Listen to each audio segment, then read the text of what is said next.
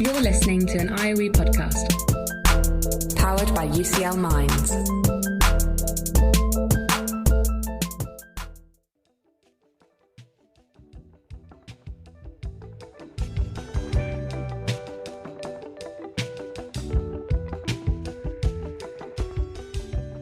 This is Academia et al., the podcast for anyone and everyone, figuring out life in academia.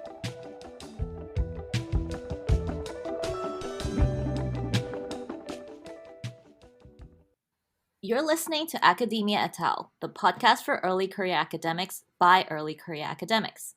I'm Carrie, an assistant professor and psychologist. And I'm Alina, a research fellow and demographer.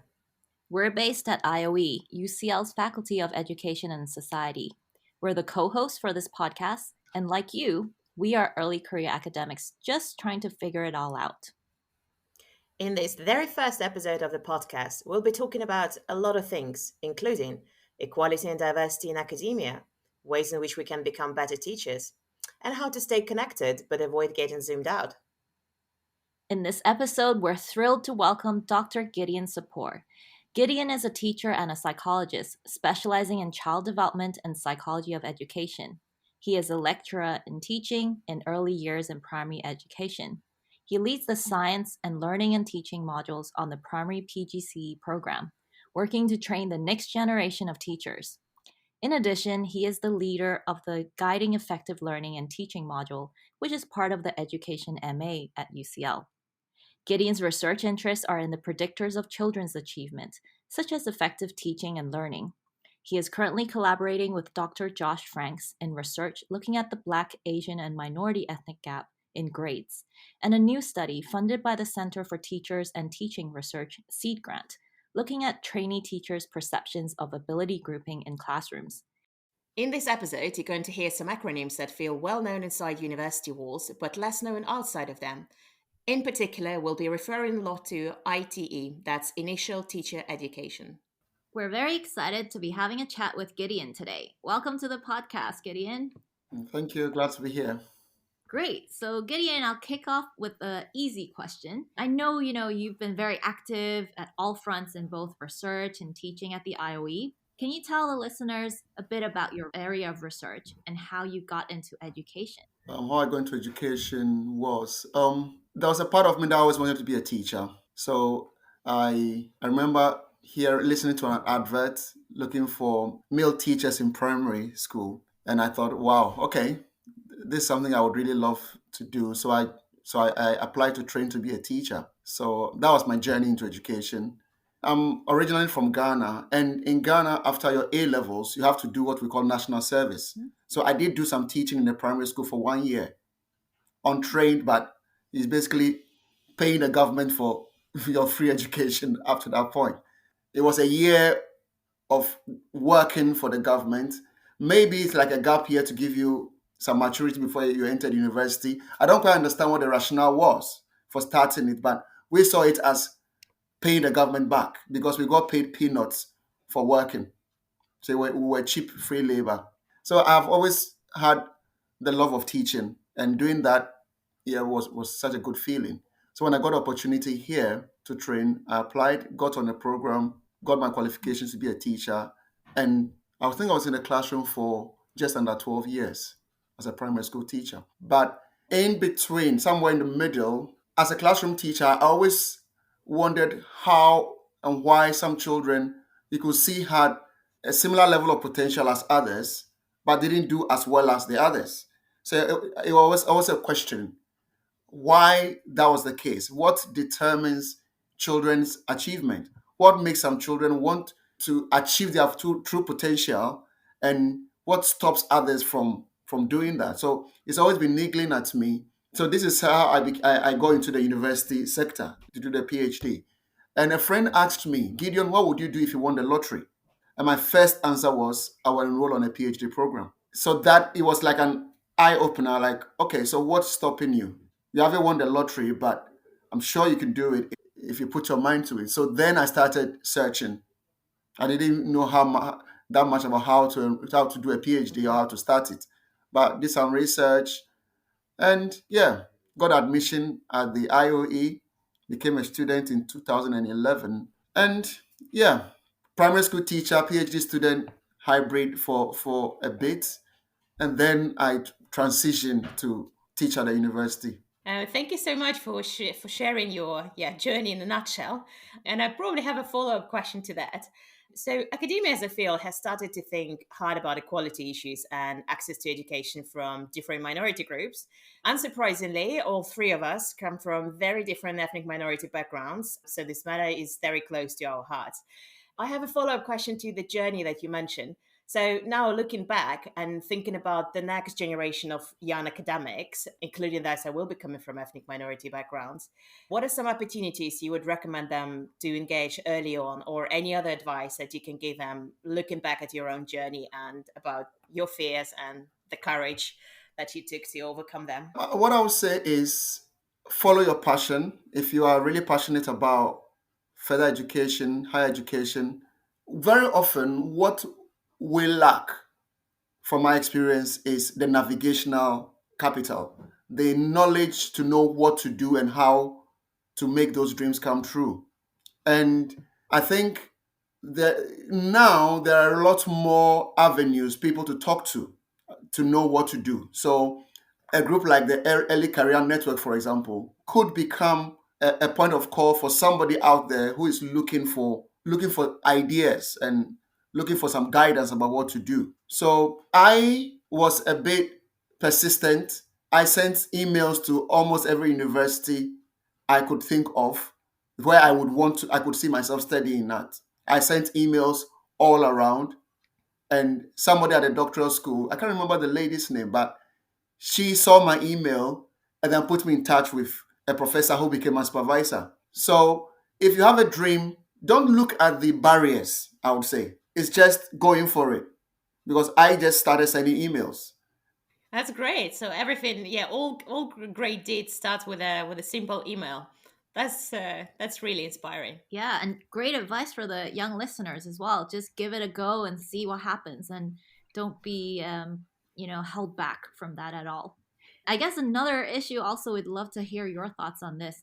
So, Gideon, in the past year, there has been noticeably more discussion about social justice and inequalities, both on the news and also at institutional levels, mainly obviously driven by a surge in racial conflicts like Black Lives Matters, and during the pandemic, Asian hate as well. So, I myself, as a minority ethnic female, but also early career academic, I have seen and noticed, an increase in invitations to be on interview panels and lots of other panels to give or provide a diverse voice on these committees.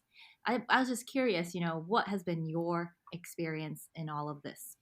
Thank you for the question, because I've lived it for a few years now. I was shocked when I heard that in the whole of UCL, with the thousands of academic staff, there were only 20 Black academics. 20 Black academics in the whole of UCL. And you could count the number of professors on one hand. And so that in the background, it raises questions. And it's true. Well, I'm fortunate I work in ITE, where there is a disproportionately large number of, say, Black academics and probably minority ethnic academics. Now, knowing that, it puts a little bit of a weight on your shoulders to know you are one of the very few handfuls around, and I was conscious that whatever I did reflected on people like me. Because for somebody who has never met a Black person before or worked closely with them, there's a weight of no feeling I represent the impression that will be created around me. So that was there. And I am also someone who, when I work in an organization, I'm always keen to contribute, join in stuff, do stuff. So I'm not one for sitting back and looking on and complaining that this is not happening, or that's not happening, or it should be this or that. I want to get involved. And as an organization, sometimes we hear a lot of initiatives and talk about how the organization wants to improve things. So, and one is one you mentioned about representation on interview panels. So yes, I did get to do quite a few, but it was all done in my free time. So I remember during the SRD, I had written down how many I had done, and I had to mention it to my colleague during the review to say, this is how many interview panels I have served on, and how many more I'm going to be on in the course of the year. These are all in my own time. Do you remember how many? Ooh, maybe 4 or 5. Then that's a lot if you consider the amount of preparation you have to do before and time spent in the interview and then the discussions afterwards. And if it was all in my own time, I remember joining Athena's One, doing all the training. I did Dignity Advisor at work, all the training. Dignity Advice was days of training, days upon days. And that was all in my time. Now, if I want to contribute towards my organization and I'm putting in so much, I think it would be fair to expect something back. Yes, this year I have some time to do some of these things. However, not everything can be quantified. There's no set number of interviews, for example, that you will do in the year. So, say you are given, and if you work in IT, I don't know about your department or your where you work, but in IT, your workload is calculated to the hour. In IT, that's how it is calculated.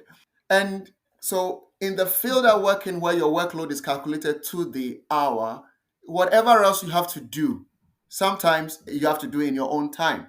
And it makes things very difficult. But I always look to the bright side. I always look to the future and to positivity and what can be done to make things better. So, yes, in my SRD, I raised those issues. This year, I have some time on my workload for some of these things. It's all in discussion. It's always talking. It's always looking forward. Because if you get drawn too much into what is not happening, it stifles you and it affects what you do. So, yeah. Yeah, definitely. So true. And great advice on the positivity, focusing on the positive and looking forward and yeah, thinking along those lines. Absolutely. Yeah. Thank you for talking about things that I don't think we usually discuss, or it goes without saying that people have to do those things and it goes in your own free time. But I would now want to move on to the next set of questions that we have. And that's something that you love doing. And this is teaching. And as you mentioned, you have over 11 years of teaching experience as primary class teacher and over 5 years, if I remember correctly, of teaching at IOE. I've heard the students love you, they speak highly of you, and they give you positive evaluation at the end of the module. Dream. So tell us, what's your magic? What is your teaching style? Why do students love you? One thing I think is important is being sincere and genuine. And I teach because I love it. Teaching. I really love what I do. I love it. And if you really love something and you enjoy doing it, it comes across. And that I'm always very sincere and genuine with my class, with my student. I mean, it comes down to my accent, for example. I am aware I speak with what I call a posh accent. Now, if my accent is posh and you are not as posh as me, and you struggle to understand some of my words, just let me know, and I will try and it has, make sure you understand what I'm saying or hear me. So it is little things like that. I'm very open, very sincere, genuine. And if I don't know something, I'll tell you I don't know it. If I'm not sure, I'll say I'm not actually sure about that one. So I believe I hope so. I hope that is the case. Every student in my class sees themselves as learning from me and I myself learning from them. And there is that genuine, honest respect. So it's not like I'm a fountain of knowledge and I'm here to tell you and impart so much knowledge to you. We are here to learn together. Mhm. I may have perspectives that you may not have yet. And that is how I approach teaching. And pedagogically, that is what I think every one of us as teachers do anyway. So I don't really see what I do as special. Well, apart from my posh accent. Well, I wouldn't say that everyone take it as a learning experience for them as well, and not everyone loves teaching, and so you're very unique in this aspect, and you do truly. It sounds like you love what you're doing, and that's what makes a success. And I guess, you listening to you talking about your teaching experience now in your role, I'm, just curious to know, obviously you've been at the IOE for quite a number of years as well, both, as a student and then now as a teacher as well. How have you found this transition from being a student and then now a teacher? Was there anything that has changed in your roles that you didn't think you would know about or learn about yourself as well? I think what I didn't know about was maybe the responsibility element. And as a student, I got into teaching because, well, there's a story behind it that I'm not going to go into, but there was a story behind how I got to speak to a class of students, even though I was a student at the time. So I just spoke about my research to a class of students, and then apparently it was good. So on the next class, then I was given the class to teach, even though I was a student. And then it progressed to me setting the essay question and then doing the marking. So I was fortunate to have been broken into it. But even with that, I mean, it's different when the buck doesn't stop with you, so to speak. So the transition into, I would say it's a pleasant one because I get what the students go through. I get it being on the other side of the desk, so to speak. I get it. I understand it. So that probably comes across with my when I teach as well. I get it. I was there not that very long ago. I hope I don't over the years, as the years go by, I don't get so detached from what it was like being a student. And that's something I'm always checking myself on. I don't want to be so far that I forget what it's like to be a student.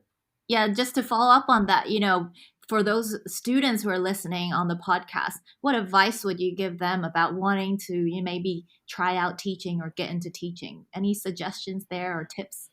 If you are a postgraduate student, speak to your supervisor. If you are a research student, particularly, speak to your supervisor, speak to someone. I mean, there are always opportunities to volunteer. Always. Even if it involves supporting, maybe proofreading a student's work and talking to them about their work. Even if it means being present in a tutorial and having that one-to-one conversation with a student. There's always that opportunity. So speak to someone. I mean, I think we shouldn't always think about money because there are things I do and somebody says, so will you be paid for this? Or were you paid for this? Sometimes you need to take opportunities to develop a skill, to develop an experience.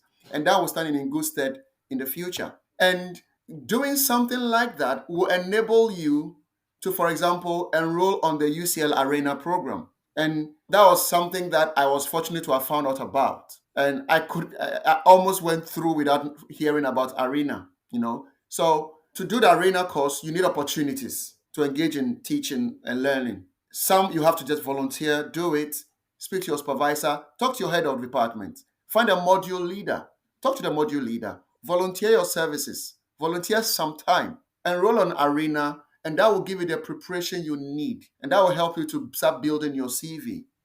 So that is something that I think is really important that every student who has any aspiration of going into academia needs to know about, needs to start thinking about. The opportunities you need to start thinking now. You don't wait till you are in and you're applying for a job before you start thinking about experience. Do that now. Volunteer some time. Get involved in teaching and learning. Thank you so much for this advice. Actually, I've only learned about the arena courses from the two of you and I've checked them out. So I think this is really, really good tip for anyone who's listening. You can become a fellow of the higher education in teaching if you do the arena courses. And if you work at UCL, you might be able to get them covered by UCL. So that's something valuable for those who are listening. And now we want to move about something that is also hopefully to be a fun conversation and topic. Like IUE, we know is a very international place, very multicultural, multidiscipline, multi in everything. And I wanted to ask something that is a little bit more lighthearted. So, by working with such a diverse group of people, first question is, what do you enjoy most? And second would be, are there any good practices or habits that you might have picked up from your colleagues? I'm laughing because it's really interesting. The student community is more diverse than the academic staff community.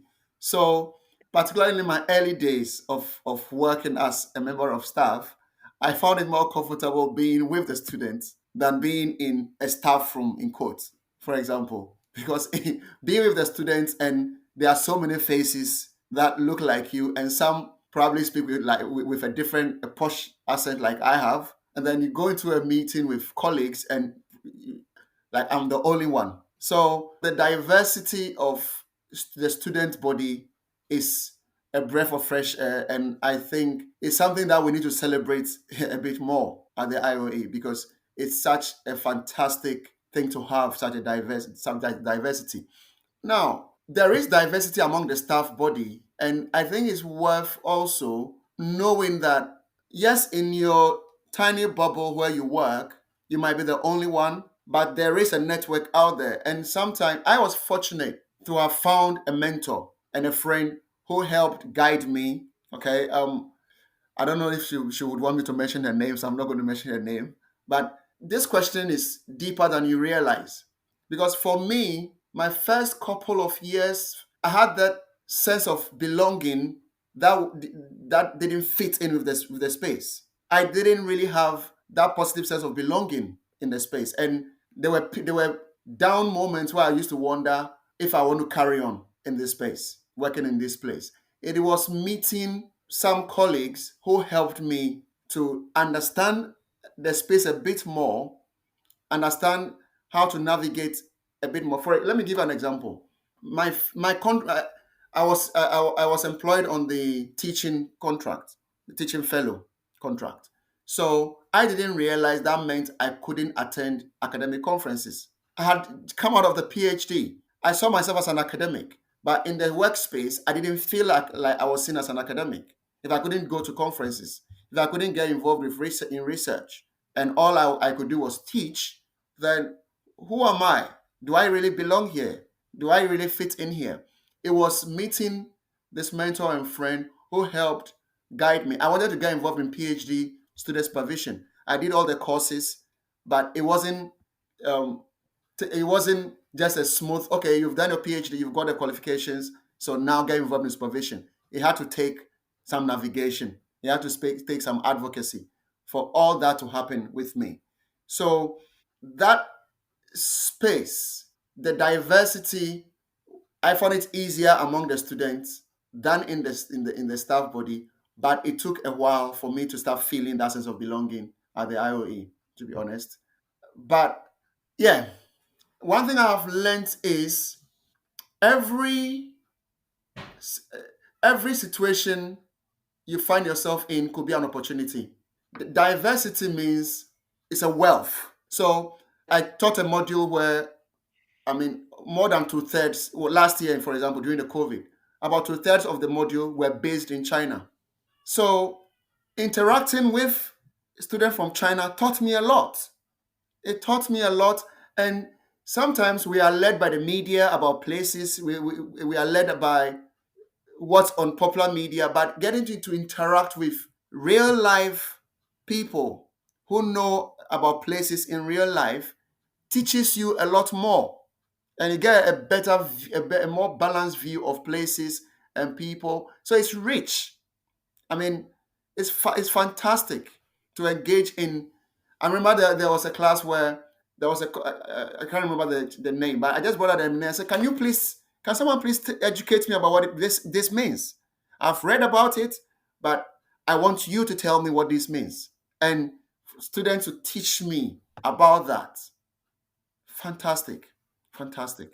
Yeah, I've had the same. That's really great. I love this approach. I also feel I see myself learning about the world through people, because this is the world is people, people is life. So completely agree with you.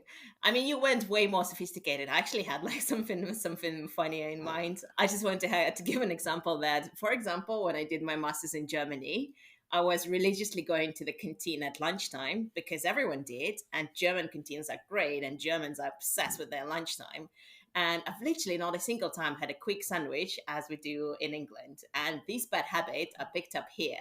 So I actually wanted to ask you whether, reflecting on that, you have any good habits or maybe bad habits that you picked up from your colleagues. Bad habits. Any bad habits? I'm just thinking about my colleague. who I do research with and who I share office with, what have I learned? What bad habit have I learned from you? I'm not mentioning his name, but you know yourself.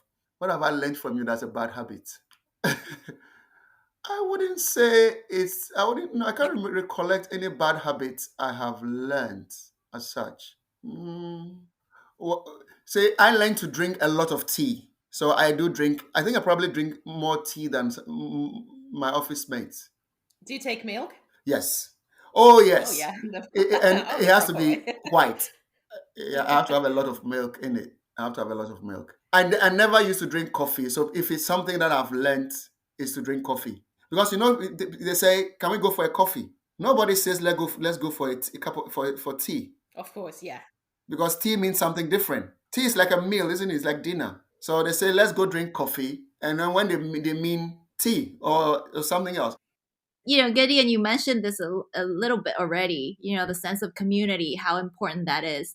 And I think, as you know, the IOE Early Career Network, one of our key initiatives or outcomes from our survey last year is to put mentoring at the forefront and to ensure that new staff, existing staff, especially early career staff, that they all have a mentor, someone to teach them the ropes as you had learned from your mentor. So I guess, and also in the past year, we've tried very hard to create this sense of community in the last 2 years.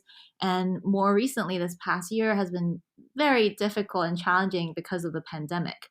And so, for us as a network, it has also been challenging trying to meet or welcome new staff and new early career academics into our network. Meeting everyone, socializing online is a bit strange. I know Alina probably has her story on that as well.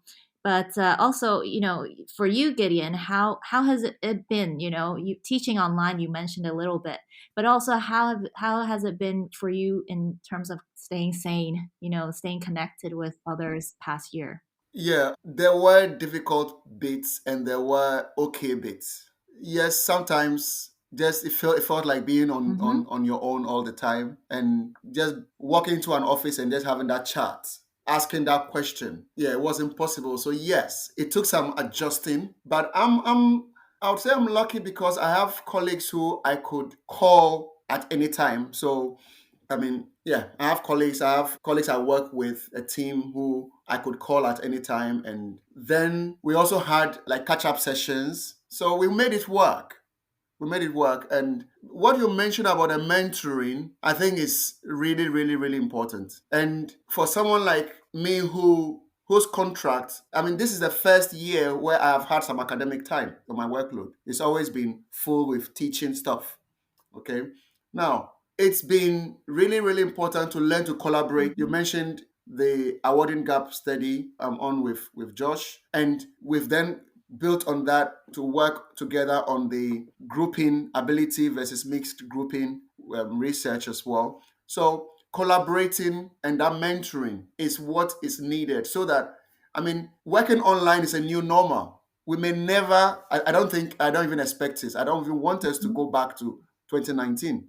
I don't want it. This is the new normal. And we need to learn to live with it. We need to learn to collaborate. We need to make the effort, put in the work that makes collaboration work. We need to support one another. We need to, it takes work and we need to put in the work to make it work. And for some, it's important.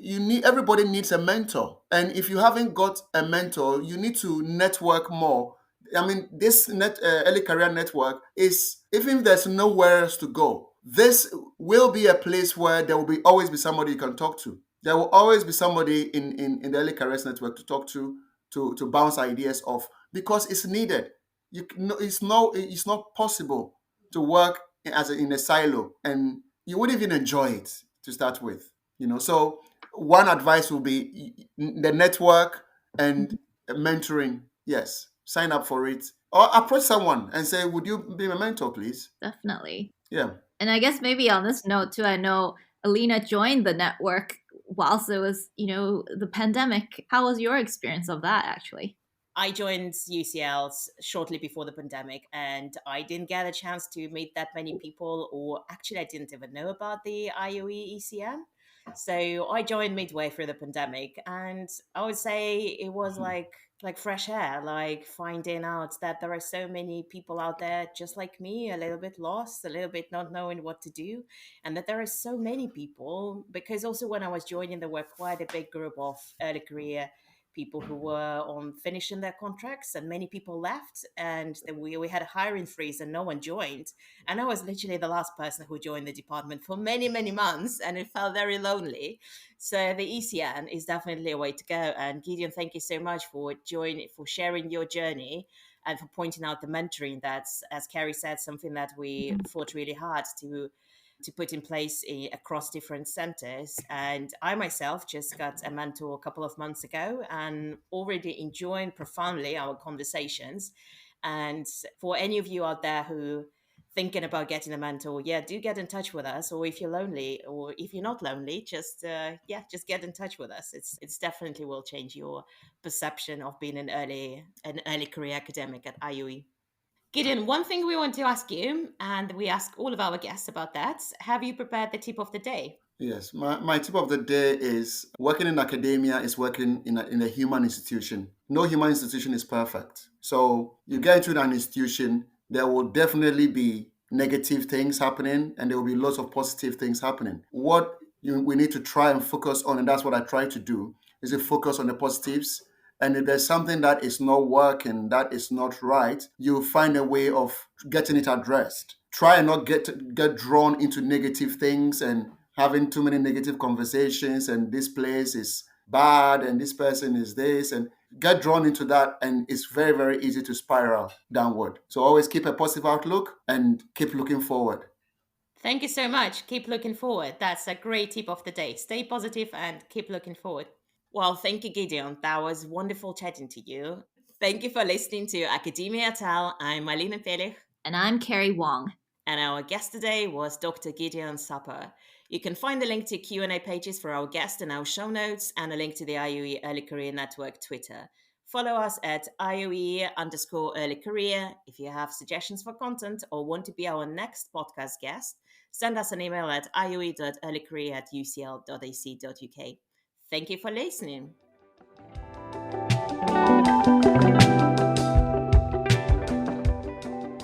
Academia et al. Is brought to you by the IOE's Early Career Network. This podcast is presented by Dr. Carrie Wong and Dr. Alina Pellich. The theme music was created by Ronnie Shu. Amy Leibowitz is the series producer, and Sarah Jane Grigori is the executive producer.